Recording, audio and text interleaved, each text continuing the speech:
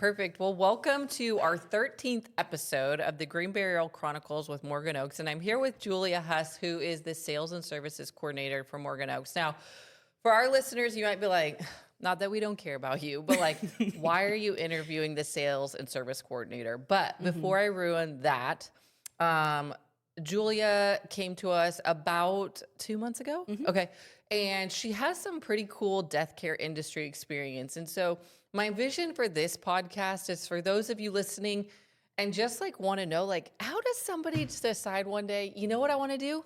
Death care. And then when they do decide that, it's like, cool. So where do I go to study death? Yeah. So we're going to get into that. But Julia, before I go down that path with you, I would love to know a little bit about you. I know it'd be good for the listeners to know about you. Things like, I think it's important. I mean, I was told you never ask a woman her age, but I think it's important that they know your age. Yeah. Because for a young person to say, you know what I want to do? Death care is not normal in this industry, right? It's an industry where its families have dropped down and said, this is what you're going to do.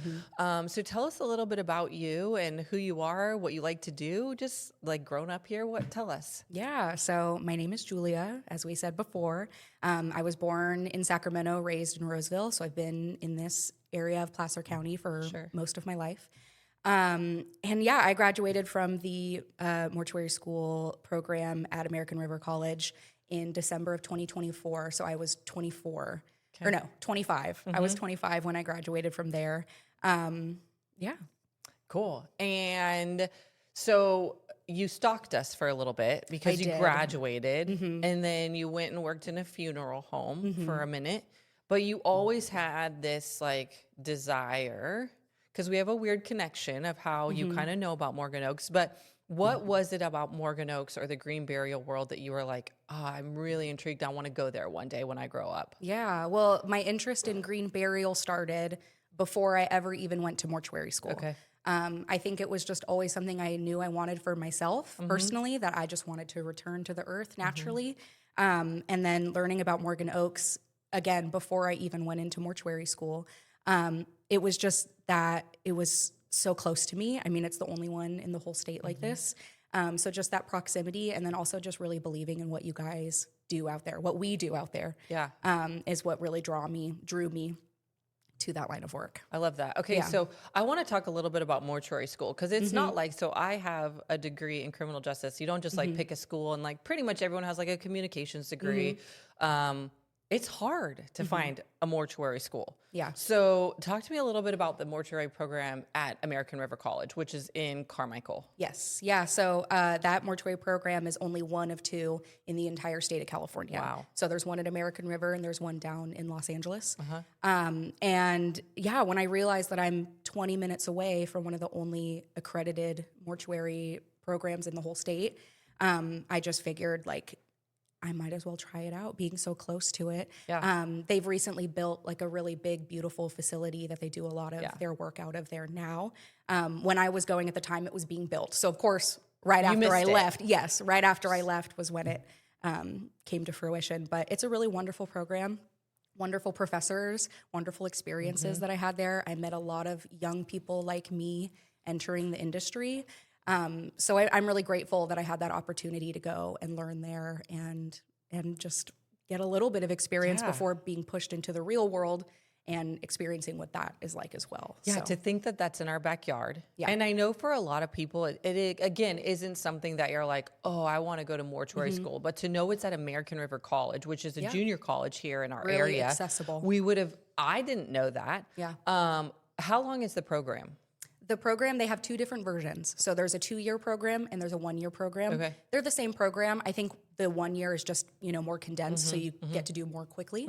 I personally went through the 1-year program, which everybody said that was crazy. It's too much work. But honestly, I found the workload to be really like doable. It also kind of depends, if you're going to be working part-time at the same time. But the 1-year program is what I did, and it really worked for me. Okay, so talk to me about this schooling. What it's probably, I think of like, this is so silly. The listeners are like, you're so silly. But I think of it as like esthetician school, where you kind of learn a broad knowledge of things, and then you probably pick like, what is my thing avenue. I want to do? Yeah. So do you learn everything? A little bit of everything. Obviously there's only so much you can fit into like one curriculum program. But I think they did a lot of different areas of the industry. One of the things I think that they really focused on is getting people prepared to take those national and state board exams. So that was like the number one thing that I received from this program was all of that knowledge, where to seek out that knowledge when you're studying for these exams, because you know, those exams are really your ticket into the industry. So that was wonderful. And yeah, they taught, you know, they had counseling classes where they would set up like fake arrangements with families where you would sit down and go through these, you know, scenarios of what it could be like sitting in the arrangement room, writing contracts with people. We had embalming classes. So I went in and did embalmings in order to graduate from the program. I knew early on I didn't want to necessarily go into the embalming, but I learned so much from learning that side of the industry, excuse me. And they went over cosmetics and restoration. So if someone, you know, has something going on with their face that they need fixed before some sort of viewing, like they taught us how to basically create like a whole human ear out of modeling wax and like just all these different things. And then of course, you know, like the merchandise side of things, you know, funeral home management. So it was a little bit of everything. So when did you know you wanted to go into death care? And like, what was that path for you? Like, did something happen? Did you just wake up and you're like, I just love death stuff? Like, what did that look like? That's not that far off. I mean, to be honest, I always have different answers for this question because that's always the number one question I get is why did you go into this? And for me, I think I have so many different answers because I have so many different reasons. But I mean, all growing up, I was always fascinated with the human body, the human experience. As I got older, I got really into cosmetics and makeup, and I just would always think about like, what would it be like to do makeup on someone before their final viewing, or just little things like that. I'd think about it in the back of my head, but I never really thought I was going to actually go for it. When I initially went to college right after high school, I think I was enrolled for like 2 years before dropping out because I just did not know what direction I wanted to go in. And it wasn't until reading, you know, different books written by different morticians, different blogs, different videos, that it just really started to feel like a possibility, like this is something I can get into. And then learning again that ARC was 20 minutes away, I was like, you know what, I'm going to give this a shot because I feel like I can do it. And I think if you have that inclining, you should follow it and see what happens. And I ended up just absolutely loving it, and it just really registered. And you're really good at it. I mean, luckily we don't do embalming at Morgan Oak, so we don't have to worry about that. I can only imagine what that process is like, so I'm glad that that's not for us. But so that's awesome. So now that once you started working in funeral homes, okay, so go back to funeral home side. What do you think was the thing that surprised you the most, or was the thing that you were like, maybe caught you off guard? A lot of things, you know, because in school, they can only create so many scenarios. You know, you don't really know what that's like until you're really in that world. And so I think what was most surprising to me was, you know, I wanted this to feel so much more. I was expecting to feel these really close bonds, these really strong connections. And I did with a lot of the families that I worked with. But I think what I wasn't expecting was that a lot of people come into the funeral home with like an inherent distrust in the process. And, you know, that was something that I kind of had to learn to grapple with because, of course, I just want to be helpful. I just want to serve. I just want to try and make this family's experience as smooth and easy as it can be because I know I can't make it better, but I can try to just alleviate any additional stressors. And it wasn't until I was really working with families that I realized, like, all I can do is my absolute best with these families. But at the end of the day, if they walk out crying, it's not because I didn't do something right. It's because they're grieving. And I can't do anything to fix that. I think a lot of people say, like, well, what's the thing to say? We talked about, I remember last month with your guest that you had on here, like, what do you say to someone who's in the throes of grief, especially so soon after someone has passed? It's not having the right answer. It's listening, and being present, and knowing that maybe you won't have the strongest bond with this person, but I came in and I did my job right, and I know that I helped their loved one get to where they needed to be. And so I think I had to take a lot of myself out of it. You know, I can't take it personally when families don't trust me right off the bat. I have to trust in the process and know that I'm here doing the right thing, that these families' needs are being met. And that's really all that I can do at the end of the day is just do my best. And I go from there. I don't disagree. I do think that it is scary as a family that comes in when they're grieving, going into a funeral home. And I hear a lot lately.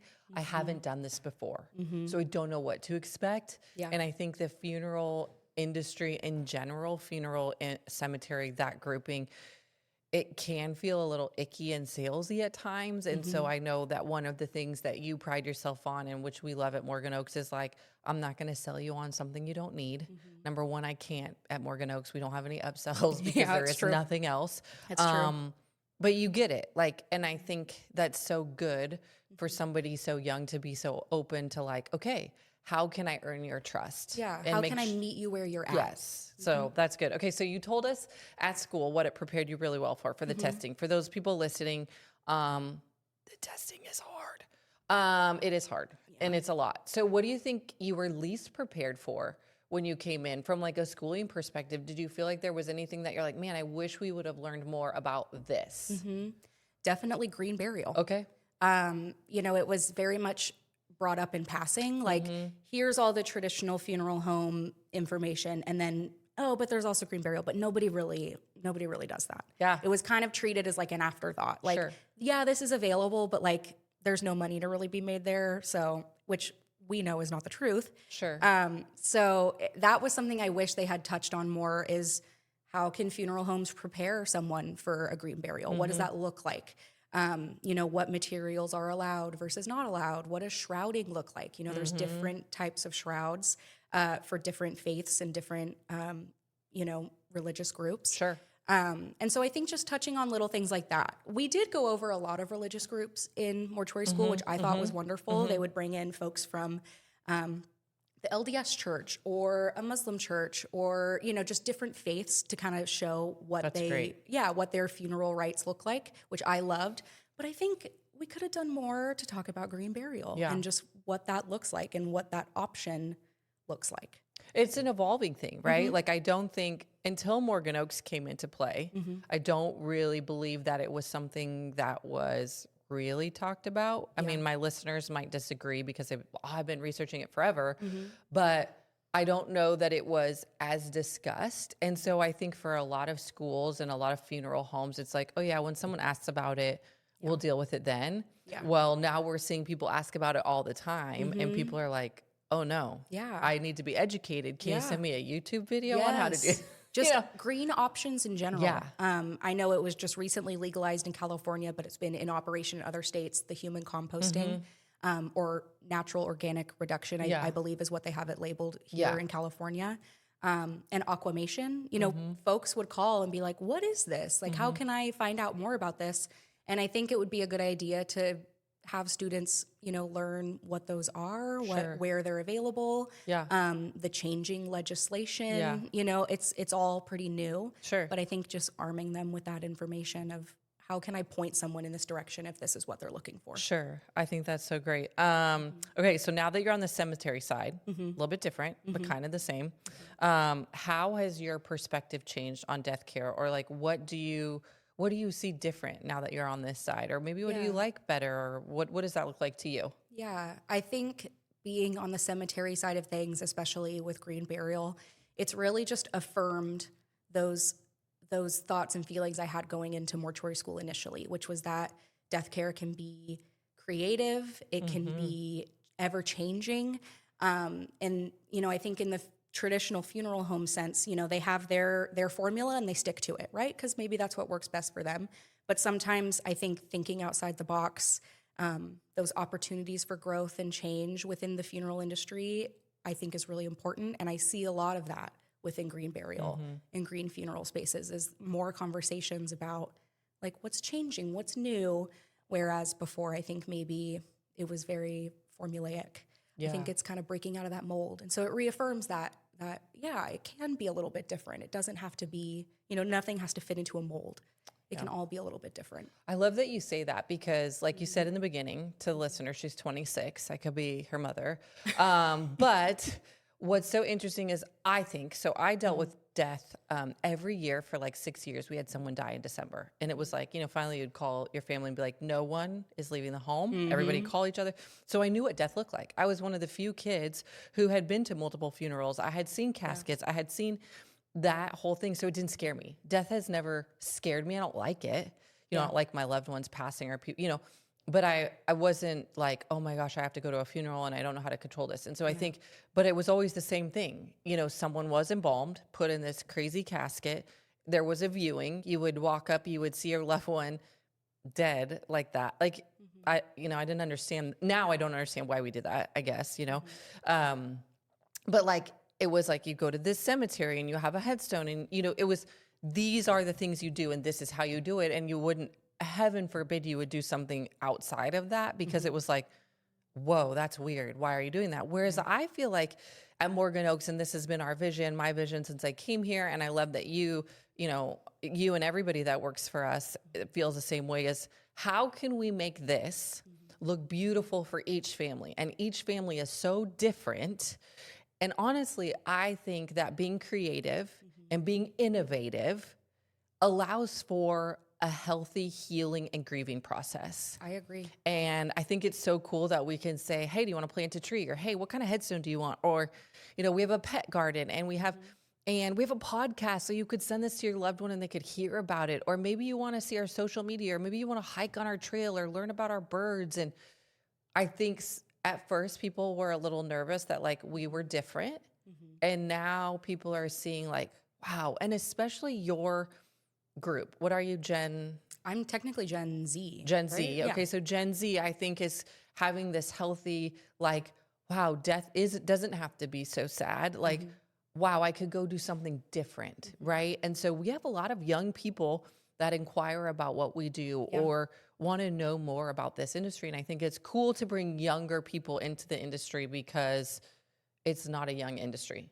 Yeah. And I think it needs to be innovative. So you did mention not waiting until mortuary school to get involved. Okay. So, again, I think it's so interesting to think, oh my gosh, having my kids come to me and be like, Mom, I want to learn about death. That would be interesting. But say they did.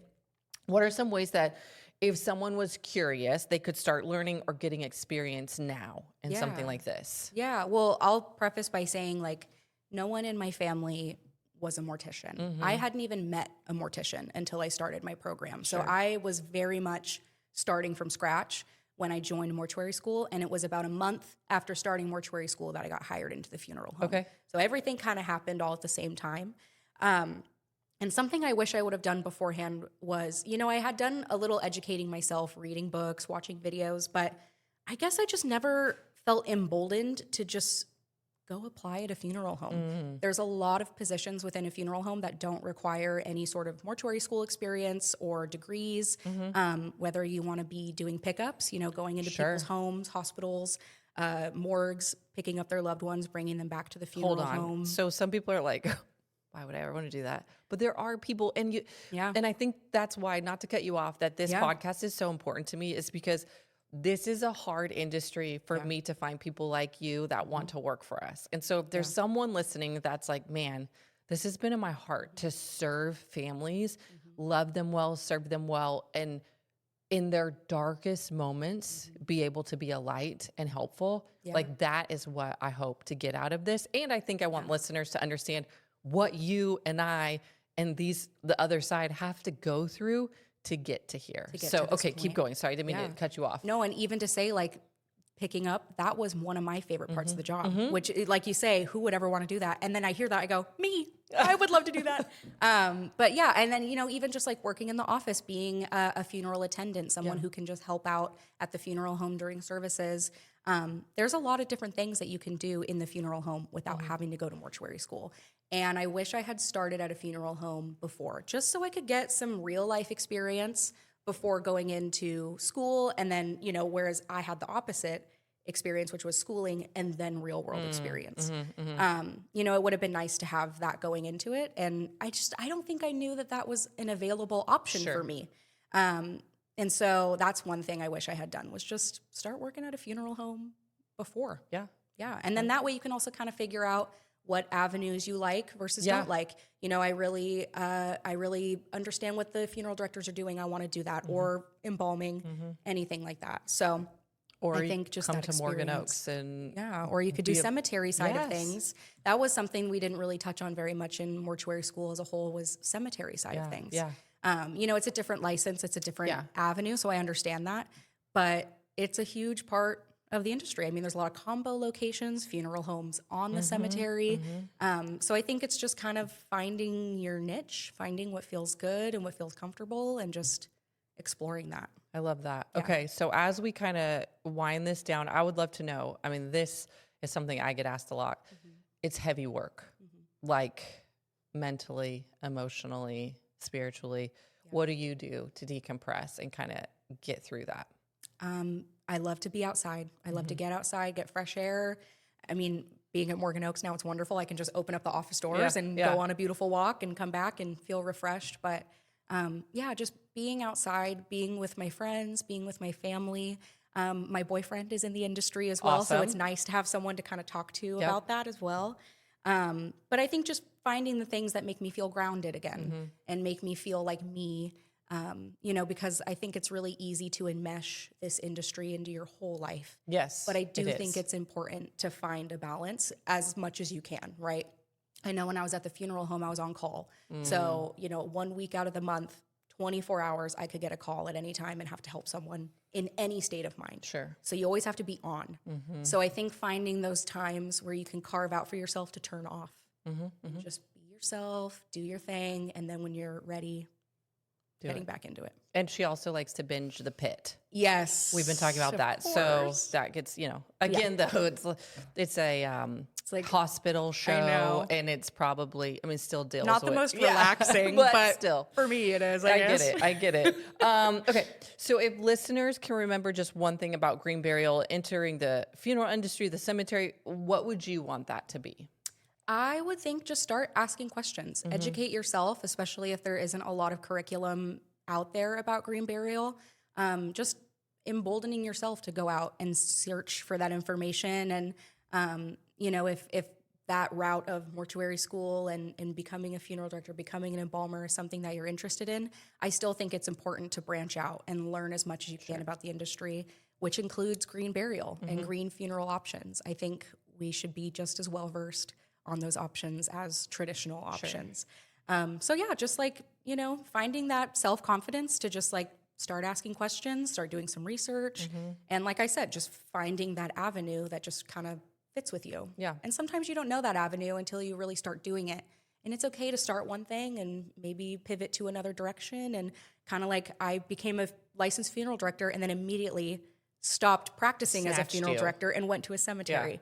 So it's just kind of about finding what feels good and makes you feel valuable. And I love that. Yeah. So for our listeners, if you're like, man, now I've like got this little bit of like, I want to know more. I always like for people to know that Morgan Oaks is a place where you could call and you could call and say, hey, can I talk to Julia? And she would answer a question about it. Or you could call and ask me like, hey, I have some questions. Like, we want to be a tool, a resource for people if they're like, hey, can you tell me a little bit more? Like, where could I find some information about the schooling? Obviously, the Google can tell you.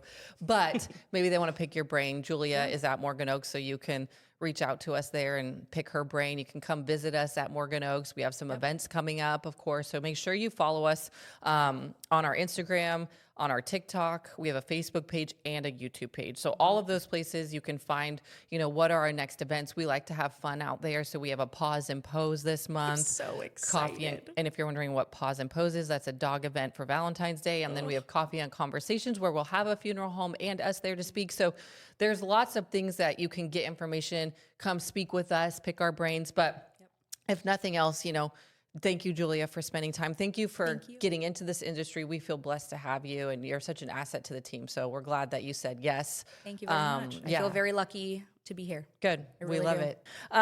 So for our listeners, thank you for listening. Walk gently, remember deeply, and celebrate the legacy of life.